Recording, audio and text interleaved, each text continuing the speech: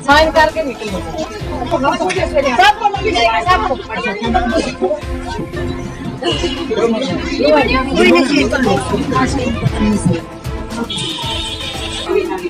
बच्चे वाले आगे पहले बढ़िया ले आओ प्लीज रुकिए। जी जी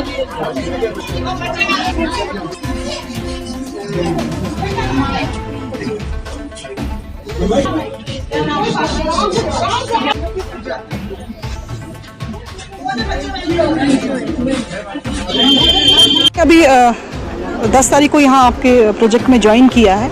तो जब मैंने पहली मीटिंग ली तो मैंने देखा जो हेल्पर वर्कर्स थी वो विदाउट यूनिफॉर्म थी। तो जब मैंने उनको पूछा कि आप विदाउट यूनिफॉर्म क्यों हो, उन्होंने मुझे कहा कि मैडम हमारे पास सर्दियों की यूनिफॉर्म है, तो गर्मी बहुत है, लिहाजा हमने वो यूनिफॉर्म पहनी नहीं। तो मैंने उनको कहा भाई यूनिफॉर्म आपको दो दी गई, एक तो गर्मी के लिए दी गई, एक सर्दी के लिए दी गई। तो उन वर्करों के अकॉर्डिंगली कि हमें सिर्फ सर्दी की यूनिफॉर्म मिली, हमें गर्मियों की यूनिफॉर्म नहीं मिली। अब मैंने आज यहाँ स्टोर में देखा, यहाँ दिसंबर से ये यूनिफॉर्म्स पड़ी हैं। वर्करों को एक एक यूनिफॉर्म बांट दी गई, दूसरी यूनिफॉर्म मेरे स्टोर में पड़ी है।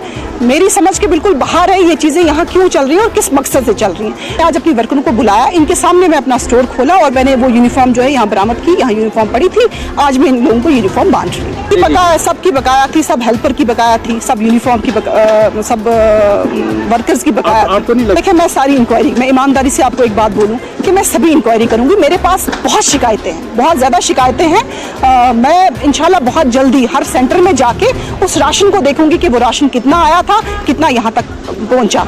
एक और मसला हमारे यहाँ उठ गया है नमक का, कि नमक मेरे स्टोर में यहाँ पड़ा हुआ है, जबकि ये मेरा काम था, मेरे ऑफिस का काम था कि अगर नमक में कोई खराबी थी, कुछ थी, उसका लैब टेस्ट कराया जाता।